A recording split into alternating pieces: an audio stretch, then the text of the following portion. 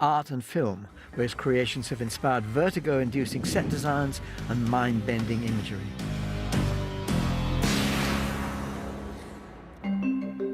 Beyond the world of film and popular entertainment, Escher's art has also captured the imagination of scientists and mathematicians.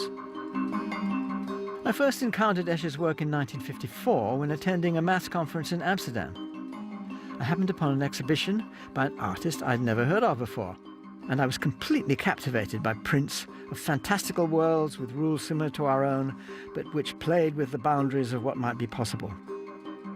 What I didn't know then was the part that I would have to play in Escher's own creative life and he in mine. This film is that story.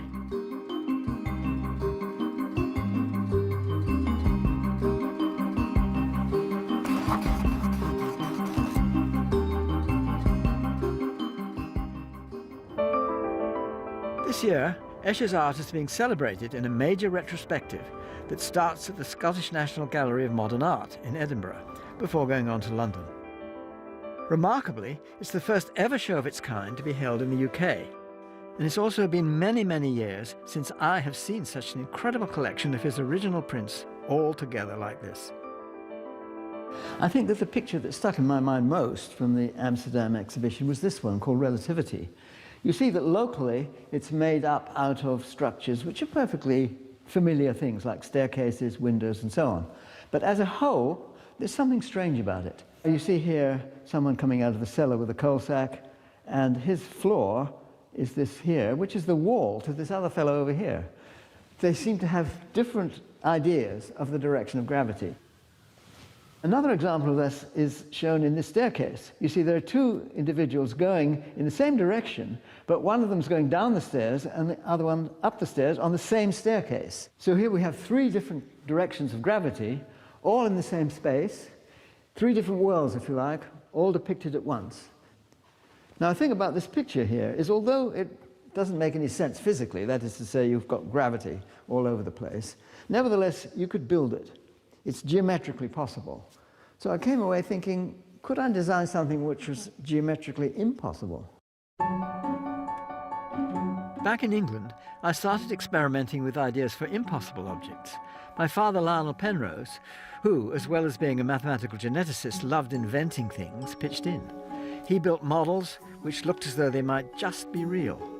My cousin Anthony was just a boy at the time, but remembers watching us at work in the woodshed. It's no mean feat, but recently he's had a go at reconstructing them. Yeah. And my God, you made these. That's fantastic. Yes, well, I couldn't help remembering you and your dad making wonderful things in the garden shed. After the Escher exhibition in Amsterdam in 1954, I came away thinking I wanted to draw something not quite of the kind that I saw in the exhibition, but which was geometrically impossible, but you could draw a picture of it. And so I fiddled around with all sorts of things, with railway bridges and rivers and so on. And then I came round to what I thought was the sort of purest form of the illusion, which is, I think I can try and draw it here. Maybe not very well, but I'll try.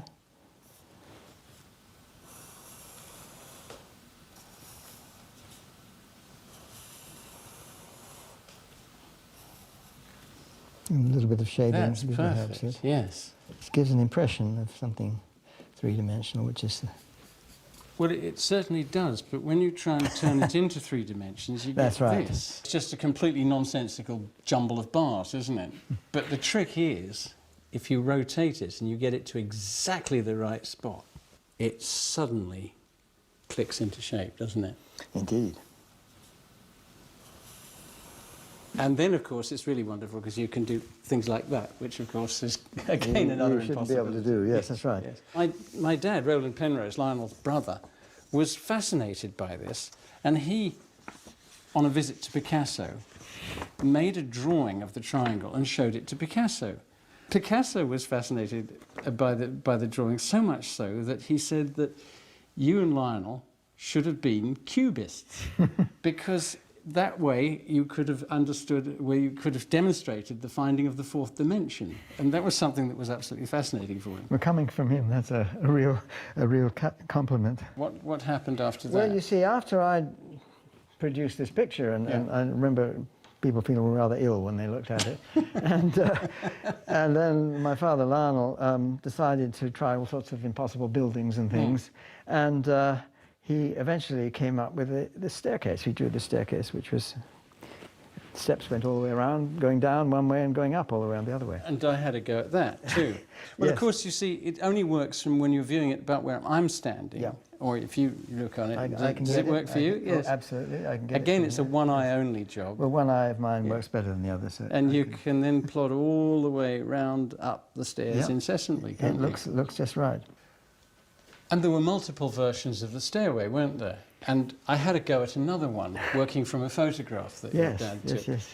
And the dogs are the original dogs. That's amazing, isn't it? But there's a wonderful trick of perspective in here, isn't it? That's right. That's right. Because if you look at this little dog and compare him in size to this one, this guy's nearly twice the size. Well, if you put your eye in the right spot, this dog and that dog will look just the same size. Yeah. So that's a paradox. It's brilliant. It's so convincing. And that makes it the perfect impossible object. My father and I published our ideas in the British Journal of Psychology. Okay, well, here we are, and this is ascending and descending. It's a wonderful picture. You see, here we have the staircase, which is completely brought to life by these monks going around it one way and the other, and they seem to be going nowhere. In fact, Escher regarded this as a representation of life in a way, that it's just endless and goes on, doesn't mean anything. And we have different characters also here. It's quite entertaining in many ways. You see, look, this one is evidently bemused by these monks going around here, whereas this one is totally bored by the whole thing. So it's an amazing, completely accurate and beautifully detailed and realistic, yet impossible. And a dedication is to be found on this. You see, it says, as homage to Professor L.S. Penrose, inventor of the continuous staircase.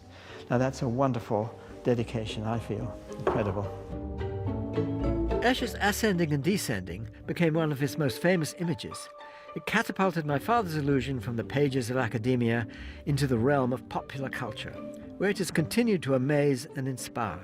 Most recently, film director Christopher Nolan has recreated the staircase on a truly epic scale. In a dream, you can cheat architecture into impossible shapes. That lets you create closed loops, like the Penrose steps, the infinite staircase. See?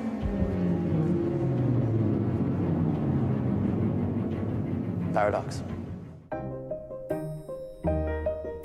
While my father inspired the iconic stairs, I also have a small claim to fame.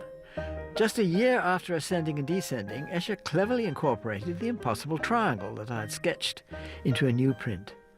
Yet again, he transformed a visual illusion into an extraordinarily compelling work of art. Here we have waterfall. And you see, Escher has used the triangles, 3 different versions of the impossible triangle in this picture. He's making use of the flow of the water. It's going down all the way here, and it can run the mill in an impossible way. It just keeps on going forever. And we have people around. There are amazing plants here, which I've never seen before, and rather extraordinary polyhedra sitting at the top. Escher once said that this triangle gave him no peace, and I think I can see why. Escher was a restless genius, but his art didn't start out fantastical. Born in Holland in 1898, he trained as a graphic artist in Haarlem. Much of the early years of his artistic life was spent traveling in southern Europe, where he obsessively sketched the landscape and honed his skill making prints. So where is this extraordinary looking place? This is in Bonifacio, in the southern tip of Corsica. He loved going to extreme places, often places you could only get to on foot or with donkey. And we've got photographs that Escher took at the time he was there, and you can see that it's not a photographic likeness. He was always stage managing his images, so he's brought the back plane forward, and you can see that he's completely distorted things. The perspective is more radical. He's put in a road here, which you wouldn't normally see from his viewpoint. He's invented, I think, all this bushland here, and he's made this more craggy and more extraordinary than it really is. As Escher's career developed, his work increasingly began to test the conventional bounds of naturalism.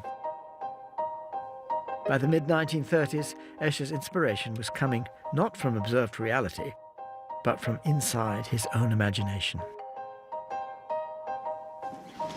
So here, Roger, I think you see Escher's imagination really breaking free in an extraordinary way. Well, it is amazing. It starts off like a still life, and then suddenly it becomes a street. It's extraordinary, isn't it? You can't see where the still life ends and where the street begins. But having an imagination, which Escher obviously did in spades, is one thing. But it's having the technique to be able to back up that imagination that Escher's really got. I think that's right. Look at this. Look at these cards here, the beautiful white number 5 cards, and the way it's reflected in this bowl here. Just to get all those exactly right, so it's not quite the same sort of depth of clarity there. And the texture of this pot somehow is revealed in the way in which he's done the reflection. It's all done through cutting with an engraving tool or a knife of some sort. I don't think you'll see a better woodcut than that. While some of Escher's early work depicted recognizable if disorienting landscapes, he was also deeply drawn to abstraction and complex patterns. And this one looks a bit more like the kind of thing that Escher became famous for later.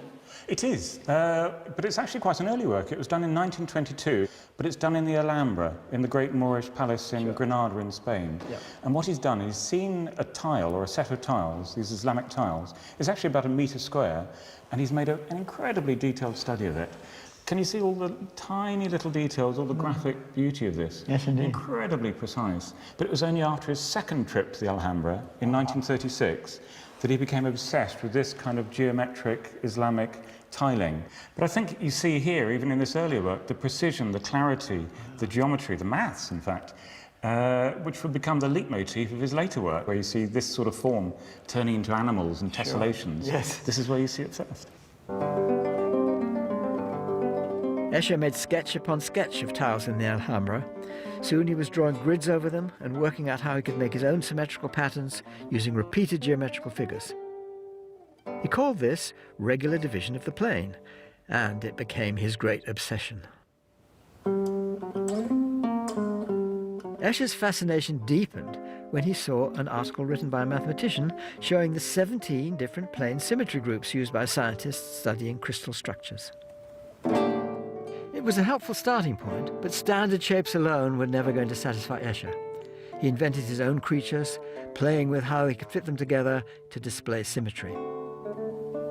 Soon his regular divisions were teeming with birds, fish, butterflies, dragons, anything that caught his imagination. Well, here we have a wonderful copy of an Escher image which illustrates a tessellation of angels and devils. It's one of my favorites, and very clever. He does many things with this particular collection of individuals.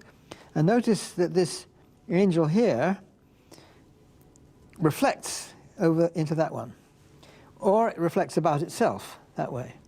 It also has a fourfold symmetry. If I take the corner of its wing, 1, 2, 3, 4. So you have twofold symmetries and fourfold symmetries, and you also have translational motions. That means a symmetry which doesn't involve any rotation, so you can move it without rotation from here to here. Now these symmetries, all of them, will extend to the entire pattern. So think about the rotational symmetry about the wing. Now if you take that point and rotate the whole picture through 90 degrees, it goes into itself. Or you can take the reflection symmetry of this angel into itself. That line there is a line of symmetry. The entire pattern goes into itself if you simply reflect it in that line. Well, you could, of course, illustrate these symmetries in terms of pure geometrical shapes. But Escher, I think, has done this in a much more playful way in terms of creatures, which is appealing to many people and even to mathematicians. I think many of them prefer to see it this way. It's wonderful, I think.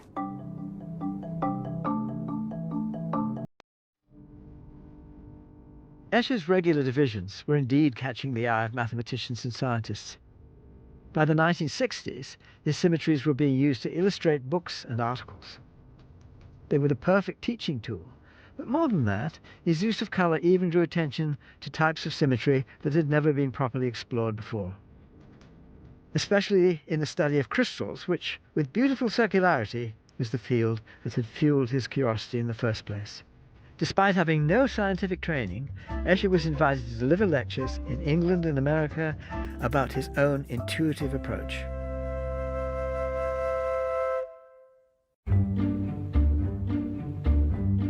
Escher's work has since been found to encapsulate a whole host of other mathematical concepts and theories. But he never saw himself as a mathematician. He wrote, "I never got a pass mark in math. The funny thing is, I seem to latch onto mathematical theories without realizing what's happening. And just imagine, mathematicians now use my prints to illustrate their books. Fancy me consorting with all these learned folk, unaware of the fact that I'm ignorant about the whole thing." It's perhaps even more remarkable that he was naturally drawn to ideas that preoccupied mathematicians, exploring them in his own intuitive way.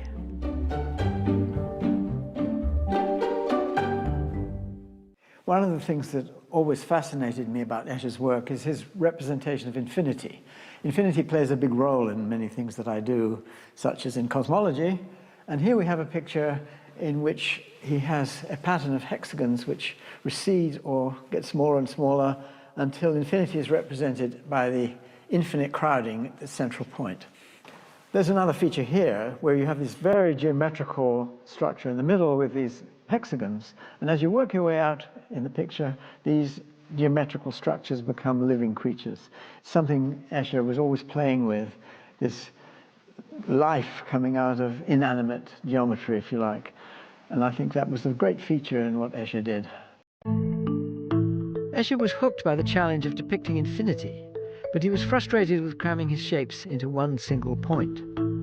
Fresh inspiration came from one of my fellow mathematicians, Donald Coxeter, who had visited the same exhibition in Amsterdam that had excited me.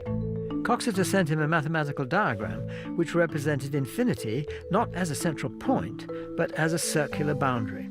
It sparked off Escher's curious mind. He made his own version, but not without transforming the shapes first.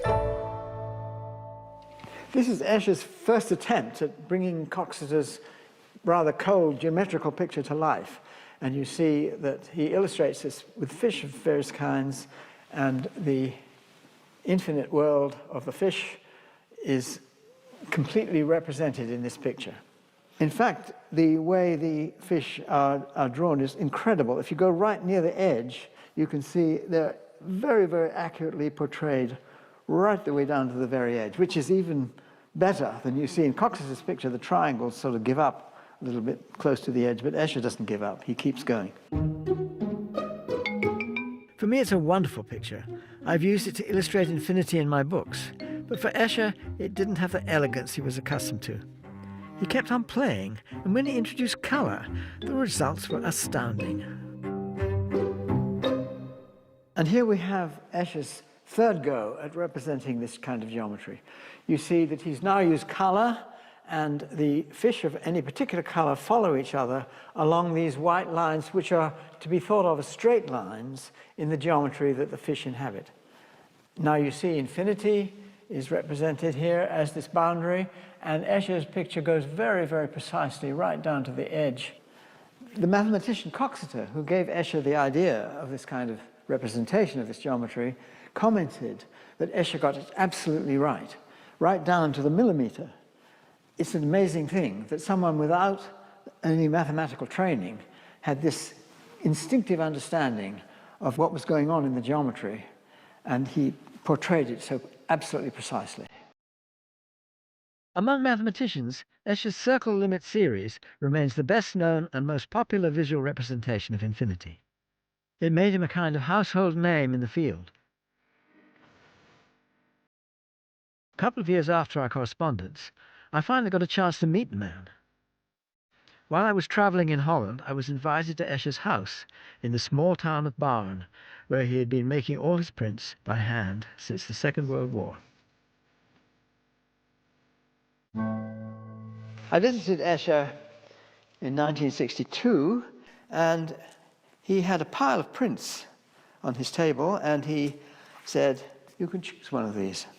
I was quite stunned by that, but I went through the whole lot and picked this one out, Fish and Scales, which I was very impressed by. And Escher also seemed to be impressed that I chose this one, because he said most people don't appreciate it. Now, the point about this one is we see here is a big fish. There's its eye, its tail, and its scales, as you follow the picture up, they become fish swimming. Well, the black ones are swimming in the opposite direction to the big fish here. As they get further along to the left, they get bigger and bigger and bigger, and one of them becomes this fish here. But then you see its scales, when you follow down the picture, they become fish as well, and the black ones are now swimming this way, and one of them becomes the original fish. So it's a kind of paradox. This one's scales become that fish, and this fish's scales become this fish. So it's an endless cycle going round and round indefinitely. The idea of a continuing cycle of time is something which has played a big role in ideas that I've been playing with recently in cosmology. So it's intriguing that these ideas somehow are so related to these concepts that Escher played with and exhibited so dramatically in his art. But mathematics and science wasn't the only field where Escher was having an impact. In the 1960s, his mind-bending world seemed to chime perfectly with the sensibility of the growing counterculture. Hippies became obsessed, rock stars used his work on their album covers. In 1969, Mick Jagger inquired if Escher would allow him to use a print on an upcoming album, sending an informal note addressed to Maurits. Escher was not impressed by the tone. He wrote, "Please tell Mr. Jagger I am not Maurits to him, but very sincerely, M.C. Escher." Whether Escher liked it or not, he was being championed as the godfather of psychedelic art. This is an article on Escher in the magazine Rolling Stone in about 1970, comparing Escher's work with psychedelic art. Listen to this quote. "The main reason for the sudden run on Escher is the close parallel of his vision to the themes of contemporary psychedelic art." Now, Escher had marked this and put a big question mark next to it. So clearly it meant nothing to him. It was something he didn't relate to in any way. And indeed, his own view of things was very different. Ever since the 60s, Escher's imagery has remained ubiquitous in popular culture, just as it has in mathematics, though he never courted success in either. Strangely, he's often been overlooked by the art world, although surely there are few who have combined technical mastery with extraordinary imagination in such a compelling way. Back in 1962, when I visited Escher at his home, I left him a challenge which I hoped would intrigue him.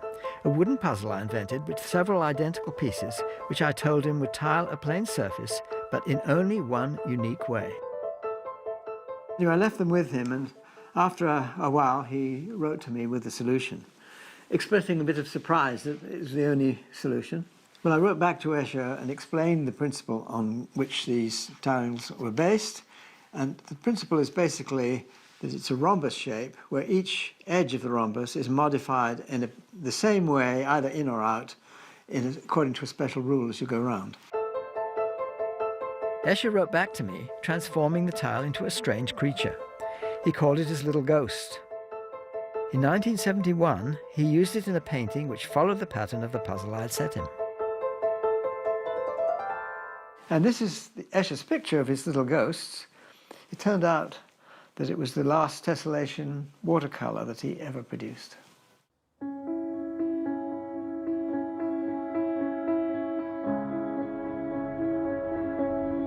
Finding shapes that tile the plane in interesting ways is something that's fascinated me for many years, just as it did Escher, of course. My favorite version of my tiling has been used for the paving just outside the new mathematics department at Oxford University. Now, in about 1974, I found a couple of shapes which, when matched appropriately, would only tile the plane in a way which never repeats itself. In fact, we see an example of that here, where you have these two rhombus shapes, the fat one and the thin one. Each fat one is marked with these stainless steel strips in the same way, each thin one also in the same way. And the thing you have to do is to match the strips so that they're continuous. Now, if you do that, it is possible to tile the entire plane without any mismatches. That would be true no matter how big the region was, provided it could be continued to infinity, which is a rather remarkable feature. Escher would have done wonderful things with these tiles. He would have created beetles, birds, reptiles, what have you. Unfortunately, he just died a couple of years too soon. It intrigues me to think of what Escher would have made of some recent advances in mathematics, yet he will always occupy a special place in the history of my field. Escher played down his own understanding of maths, yet his intuitive renderings of scientific concepts is, I think, something to be celebrated, along with his extraordinary imaginative and technical achievements as an artist, which are so often overlooked. With the cyclic regularity that I hope Escher would have appreciated, I myself keep returning to his images when exploring new ideas. And it is that insatiable curiosity for finding solutions to problems which might at first be thought of as impossible that is perhaps